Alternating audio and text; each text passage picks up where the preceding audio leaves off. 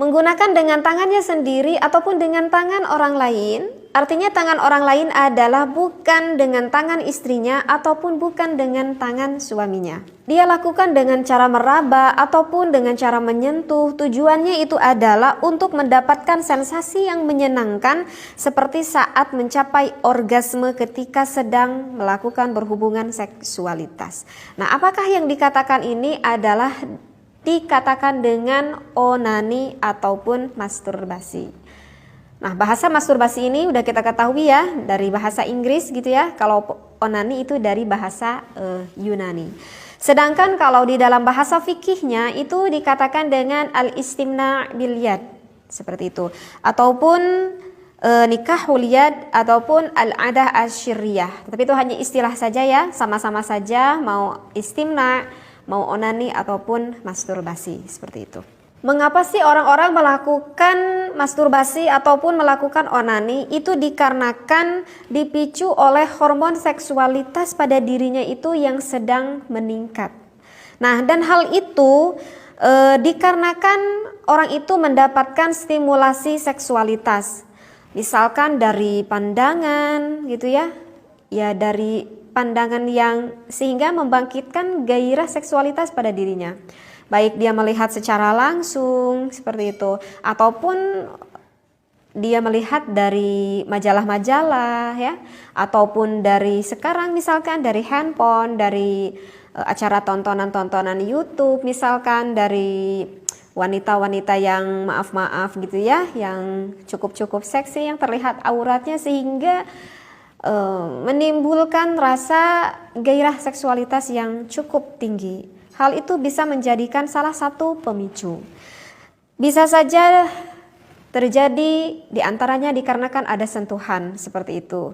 Ya, misalkan orang-orang muda zaman sekarang yang berpacaran, yang tidak tahu aturan agama sehingga berani disentuh ininya, itunya gitu ya. Sehingga ketika nanti dia pulang ke rumah terbayang-bayang sehingga ingin melakukan onani ataupun ingin melakukan masturbasi. Ataupun tidak seperti itu, bisa saja terjadi dikarenakan fantasi dirinya itu. Jadi membayangkan hal-hal yang bersifat negatif pada otaknya itu, sehingga ingin melakukan juga hal itu. Dan yang terakhir bisa saja terjadi itu dikarenakan ada pengalaman sebelumnya. Artinya adalah pengalaman sebelumnya orang ini pernah nih melakukan masturbasi ataupun melakukan onani sehingga dia merasa mendapatkan kepuasan, dia merasa mendapatkan kenikmatan ketika dia melakukan hal itu sehingga ada timbul kecanduan pengen ngulang dan ngulang lagi seperti itu. Nah, itu adalah salah satu hal yang dapat memicu akan semakin tingginya hormon seksualitas pada orang tersebut. Seperti itu ya. Nah, untuk selanjutnya, apakah orang melakukan masturbasi ataupun melakukan onani itu bisa termasuk salah satu cara untuk melampiaskan sensual? Maka jawabnya itu adalah bukan salah satu cara untuk melampiaskan sensual ya. Karena apa? Karena orang itu sebetulnya tidak akan mendapatkan seksualitas seperti itu. Jadi jangan berpikir kalau ini adalah cara pintas ataupun cara yang terbaik. Tidak seperti itu. Nah, untuk selanjutnya sekarang, apakah orang yang melakukan onani ataupun orang yang melakukan masturbasi itu akan mendapatkan negatif gak? Ataupun akan mendapatkan kemadorotan gak ketika orang itu melakukan onani? Ya, jawabnya itu adalah jelas akan mendapatkan kemadorotan ataupun ada sisi negatif ketika orang tersebut melakukan onani ataupun masturbasi. Kenapa orang itu akan mendapatkan kemadorotan ataupun sisi negatifnya? Itu dikarenakan para jumhur ulama menetapkan bahwa hukum onani itu adalah diharamkan. Artinya adalah berdosa jika orang tersebut melakukan onani ataupun masturbasi. Nah, ini menurut pendapat jumhur ulama yang berdasarkan karena ada hadis Rasulullah Sallallahu Alaihi Wasallam yang bersabda, la'anallahu man nakaha yadah. Kata Rasulullah, terlaknatlah orang yang berjima ataupun yang melakukan onani ataupun yang melakukan masturbasi seperti itu. Jadi kan ini udah jelas sekali dari hadis barusan dikatakan terlaknatlah kata Rasulullah. Nah, kata terlaknatlah itu ini menunjukkan bahwa menurut jumhur ulama itu adalah hukumnya diharamkan. Nah, setiap apa yang diharamkan oleh Allah tentu itu tidak akan mendapatkan tidak akan mendapatkan kemaslahatan ya. Setiap perkara yang diharamkan itu tentu akan lebih condong mendapatkan kemadaratan, bukanlah suatu kemaslahatan ya. Jadi ini harus dicamkan wahai para pemuda ataupun para pemudi ya yang belum mempunyai pasangan seperti itu. Jadi segeralah untuk menikah. Nah, kemudian apa yang dikatakan, apa sih segi negatifnya nih ketika orang tersebut melakukan onani ataupun melakukan masturbasi? Nah, ketika orang tersebut sudah kecanduan nih, misalkan udah sampai kecanduan, artinya udah terbiasa melakukan hal seperti itu, maka orang itu nanti akan mendapatkan kekebalan, membuat kebal artinya, dan akan menurun sensitivitasnya. Jadi sensitivitas terhadap rangsangan seksualitas, misalkan nanti suaminya ataupun istrinya itu akan menurun. Kenapa? Karena udah terbiasa dirinya itu merangsang seksualitasnya itu dengan dirinya itu sendiri ya. Nah, itu adalah yang termasuk salah satu dampak negatifnya. Jadi kalau orang yang udah biasa melakukan hal seperti itu gitu ya, jadi dia udah melakukan fantasi-fantasi dengan otaknya, dengan bayangan-bayangan yang jorok ada pada dirinya, ataupun melihat tontonan-tontonan sehingga sampai inzal, sampai keluar.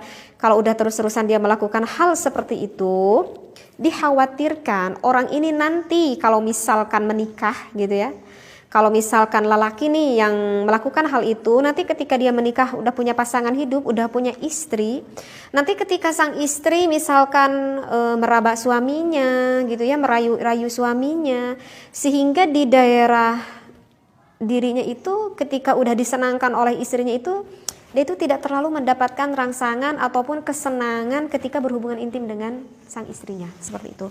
Kenapa? Karena dia itu udah biasa melakukan hal itu dengan dirinya sendiri. Sehingga kan itu bisa menjadikan dampak yang kasihan nih nanti kepada istrinya. Nanti tentulah istrinya juga tidak akan terlalu mendapatkan kenikmatan ketika berhubungan intim.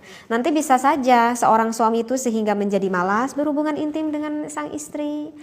Misalkan karena sang suaminya maaf dari dulunya udah terbiasa melihat film blue dan dia merasa lebih senang menyenangkan dirinya sendiri dengan melihat tontonan itu, sehingga tidak mau mendekati istrinya untuk membahagiakan istrinya.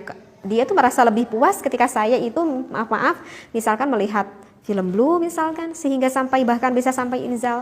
Dan saya tuh sudah sering sekali mendengar ada beberapa kasus hal seperti itu. Jadi suaminya yang gak terlalu menyenangkan istrinya, tahu-taunya istrinya mengetahui bahwa suaminya itu menyenangkan dirinya dengan dirinya sendiri. Artinya melakukan masturbasi ataupun melakukan onani. Itu kan sangat kasihan sekali bagi pasangan hidupnya ataupun bagi istrinya, ataupun yang dilakukan oleh istrinya nanti kasihan terhadap suaminya, seperti itu ya. Nah, itu adalah salah satu dampak negatif jika orang tersebut sering melakukan onani ataupun masturbasi, seperti itu ya. Jadi jelas di sini ya dikatakan bahwa hukumnya itu adalah diharamkan menurut jumhurul ulama. Nah, menurut madhab siapa saja yang mengatakan haram di dalam kitab As-Sawi ala Syarhi Tafsir Al-Jalalain, bahwa yang menghukumi haram itu diantaranya adalah Imam Malik, kemudian Imam Syafi'i, dan juga Imam Abu Hanifah. Tetapi ada satu madhab, yaitu menurut madhab Imam Ahmad bin Hambal, itu menghukumi boleh. Tetapi Imam Ahmad bin Hambal ini menghukumi boleh bukan artinya onani ini adalah hukumnya boleh. Nah, kalau menurut mazhab Imam bin Hambal itu hukumnya adalah dibolehkan. Tetapi artinya dibolehkan di sini bukan artinya hukumnya menjadi tidak haram ataupun tidak dosa ya. Tetap saja dosa. Hanya saja kenapa Imam Ahmad bin Hambal membolehkan itu jika orang tersebut memenuhi 3 syarat. Untuk syarat pertama itu adalah jika orang tersebut sangat khawatir sekali untuk melakukan zina. Jadi misalkan dia itu berada di lingkungan yang sangat tidak baik, artinya di lingkungan yang sangat negatif banget gitu ya.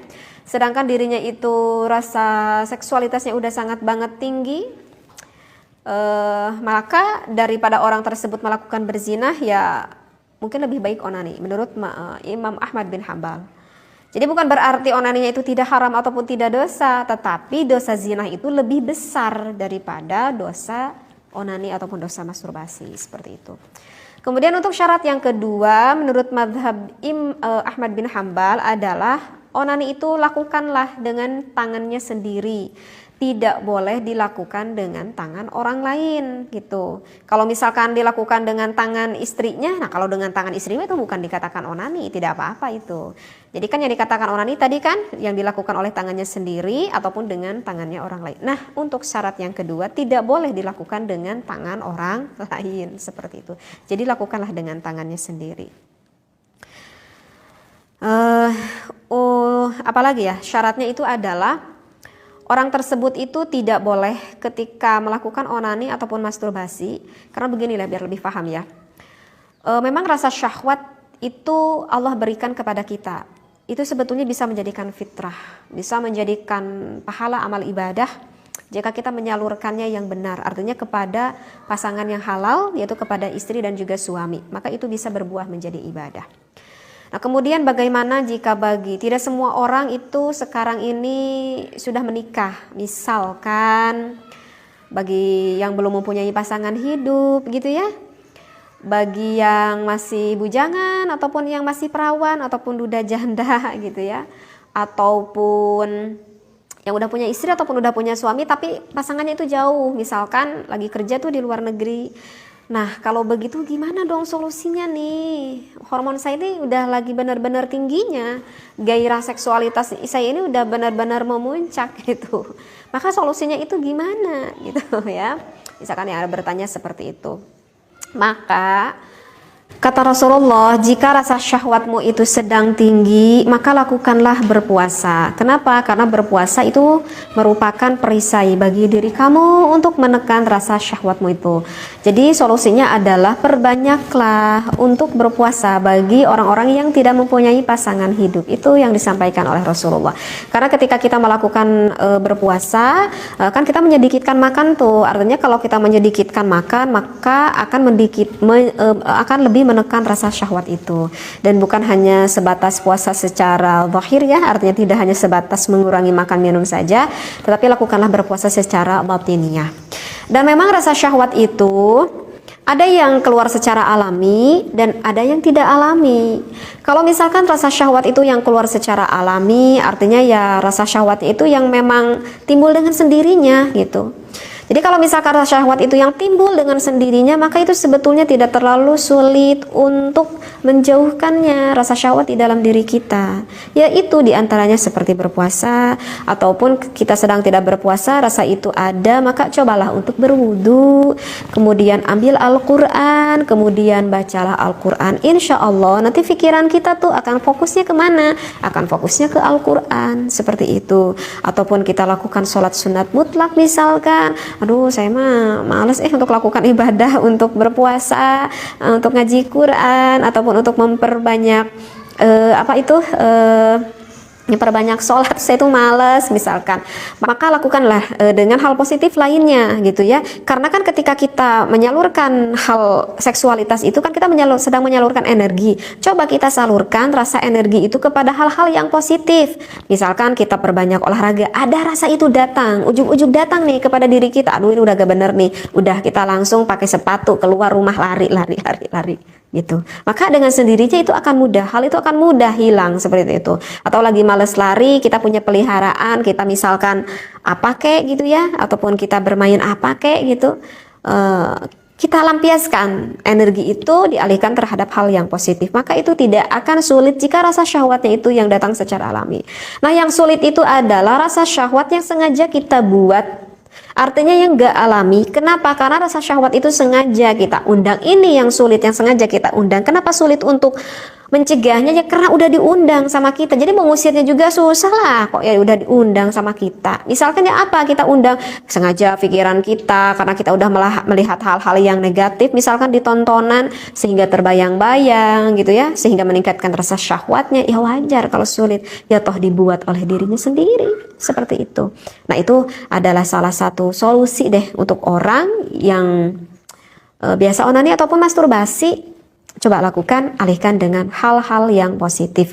Dan jika, maaf ya tadi agak saya sedikit mengkol ke sini, tadi saya menyambung lagi ke menurut mazhab Ahmad bin Hambal, ketika orang tersebut daripada takut terjerumus melakukan perzinahan, maka lakukanlah onani tersebut Yang pertama, gak boleh dibayang-bayang, gak boleh dipikir-pikir dengan imajinasi yang membangkitkan gairah, gak boleh ya. Kemudian jangan dilakukan di tempat yang nyaman, karena kalau dilakukan tempat yang nyaman nanti orang itu akan merasa terbayang-bayang akan kenyamanannya itu, dan nanti orang tersebut akan semakin terbiasa. Dan yang ketiga adalah buanglah maaf ya, spermanya itu dibuanglah seperti kalian sedang membuang kotoran. Artinya kalau kita membuang pipis gitu ya, kan gak kebayang apa-apa ya, kita buang aja gitu. Tanpa kita ingat-ingat, kita buang aja. Jadi jangan lakukan di tempat yang nyaman, misalkan ya di kamar mandi lah kita lakukan, dan sesegera mungkin kita keluarkan seperti kita mengeluarkan kotoran.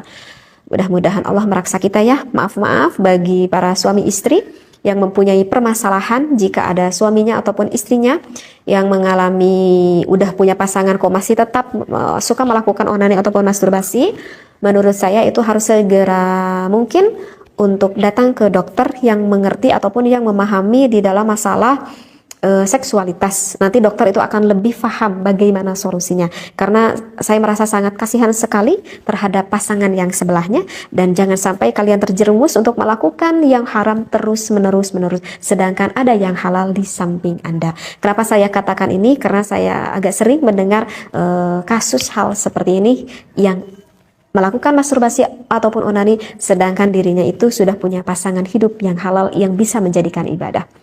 Maaf sekali ya, pembahasan yang saya sampaikan kali ini cukup panjang juga.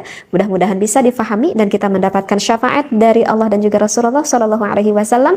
Wabillahi taufiq wal hidayah. Wassalamualaikum warahmatullahi wabarakatuh.